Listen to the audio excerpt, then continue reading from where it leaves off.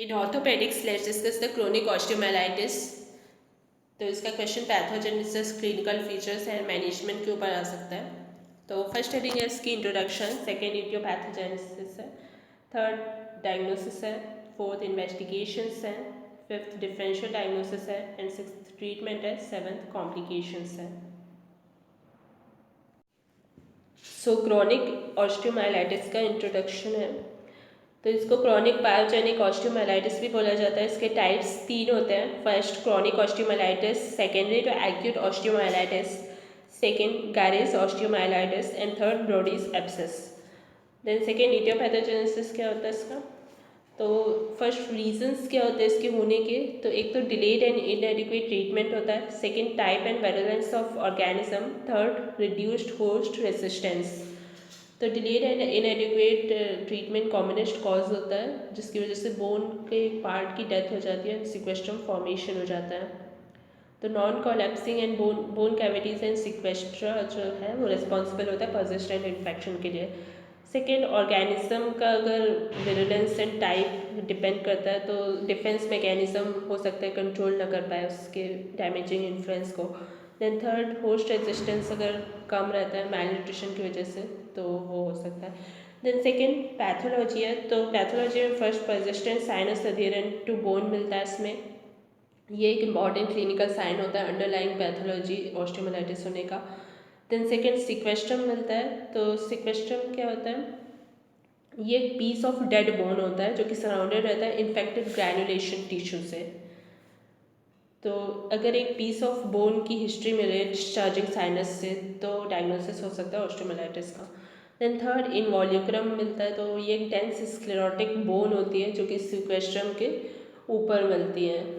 तो ये होल्स होते हैं, इसमें कुछ होल्स भी हो सकते हैं इनवॉल्यूक्रम में जिससे कि पस आता है। तो ये होल्स को क्लोएके बोलते हैं। और ये बोनी कैविटीज़ जो है ना इन्फेक्टेड ग्रैनुलेशन कैविटी से लाइंड होती है। देन वही क्लोएके का है फोर्थ। देन थर्ड है डायग्नोसिस। तो डायग्नोसिस में फर्स्ट प्रेजेंटिंग कंप्लेंट्स आएंगी। तो एक तो क्रॉनिक डिस्चार्जिंग साइनस की कंप्लेंट जो कि कॉम्बिनेस्ट प्रेजेंटिंग सिम्टम होता है। सेकेंड, परसिस्टेंट पेन होगा। देन थर्ड, पेन अग्रवेट होगा एक्यूट एक्सरबेशन के time. And fourth, fever etcetera आएगा ऑन द एक्यूट एक्सरबेशन। तो सिस्टमिक फीचर्स आएंगे। देन सेकेंड, एग्जामिनेशन पे क्या मिलता है, फर्स्ट क्रोनिक डिस्चार्जिंग साइनस मिलेगा, सेकेंड थिकन इरेगुलर बोन मिलेगी, then third tenderness and fourth adjacent joint की स्टिफनेस मिलेगी। तो क्रोनिक डिस्चार्जिंग साइनस मतलब साइनस फिक्स्ड रहता है अंडरलाइंग बोन में अगर, तो वो इंडिकेट करता है कि इन्फेक्शन बोन से आ रहा है। Then second, thicken irregular bone जो है वो पता लगाया जा सकता है उसकी गर्थ को कंपेयर करके उस अफेक्टेड बोन की गर्थ को नॉर्मल साइड की बोन से। देन थर्ड, टेंडरनेस जो है वो डीप पाल्पेशन में मिलती है और यूजुअली माइल्ड रहती है। देन थर्ड, एडजेसेंट जॉइंट का जो स्टिफनेस होता है ना वो एक्सेसिव स्कारिंग के कारण हो जाता है, सॉफ्ट टिश्यूज़ में जॉइंट के स्कारिंग के कारण या फिर एसोसिएटेड आर्थराइटिस के कारण हो जाता है जॉइंट के। देन फोर्थ है इन्वेस्टिगेशंस। तो इन्वेस्टिगेशंस में फर्स्ट रेडियोलॉजिकल एग्जामिनेशन है, सेकेंड सीटी स्कैन है, third sinogram, fourth blood and fifth pus. तो फर्स्ट रेडियोलॉजिकल एग्जामिनेशन में एक्सरेज आते हैं। तो एक्सरेज में कॉर्टाइसिस थिकनिंग मिलती है प्लस इरेगुलरिटी मिलती है, ये इसके कैरेक्टरिस्टिक फीचर्स होते हैं। एंड दूसरा पाइची स्क्लेरोसिस मिलता है, तीसरा सिक्वेस्ट्रम मिलता है। तो सिक्वेस्ट्रम मतलब डेंसर मिलता है, वो सराउंडिंग नॉर्मल बोन में वो डेंसर दिखता है क्योंकि डीकैल्सिफिकेशन जो है वो नॉर्मल बोन में ऑकर होता है पर डेड बोन में ऑकर नहीं होता इसलिए। देन बोन कैविटी जो है वो उसमें rare area of rarefaction की तरह दिखती है वो जो कि स्क्लेरोसिस से सराउंडेड रहती है। देन फिफ्थ मिलता है इनवॉल्यूक्रम प्लस लोइके। देन सेकेंड सीटी स्कैन है, तो उसमें डायग्नोसिस अगर डाउट है तो उसको कंफर्मेशन के लिए करते हैं before the surgery. Then third sinogram होता है, तो यह एक्सटेंसिव बोन इन्वॉल्वमेंट के केस में किया जाता है और या फिर सर्जरी प्लान कर रहे हो तब। तो इसमें स्टेराइल थिन कैथेटर को इंट्रोड्यूस किया जाता है साइनस में एंड फिर रेडियो ओपेक डाई को इंजेक्ट किया जाता है और फिर एक्सरे लिया जाता है। तो रेडियो ओपेक डाई जो है ना वो रूट ऑफ इन्फेक्शन में ट्रैवल करता है और इसीलिए लोकलाइज कर देता है कैविटी एंड सिक्वेस्ट्रा को कि कहाँ से हो रहा है इन्फेक्शन। देन फोर्थ ब्लड है तो ब्लड एग्जामिनेशन यूजुअली हेल्प करनी होता है। देन फिफ्थ पास है तो ये सिलेक्ट करने में हेल्प करता है प्री ऑपरेटिव एंटीबायोटिक्स को और जब ऑपरेशन प्लान किया जाए तो। देन फिफ्थ डिफरेंशियल डायग्नोसिस है तो first tubercular osteomyelitis, second soft tissue infection and third Ewing sarcoma हो सकता है। तो फर्स्ट ट्यूबरकुलर ऑस्टियोमाइलाइटिस में discharge often thin and watery होता है। तो क्रोनिक ऑस्टियोमाइलाइटिस का एक तो डायग्नोस्टिक अगर बनाना है हमको तो history of bone piece discharge हमको पूछना होता है फ्रॉम अ साइनस। तो अगर ये फीचर मिल गया तो फिर तो डायग्नोस्टिक है क्रोनिक ऑस्टियोमाइलाइटिस का। लेकिन अगर ये फीचर नहीं है तो फिर हम डिफरेंशियल डायग्नोसिस पे दूसरी कंडीशंस में जाते हैं।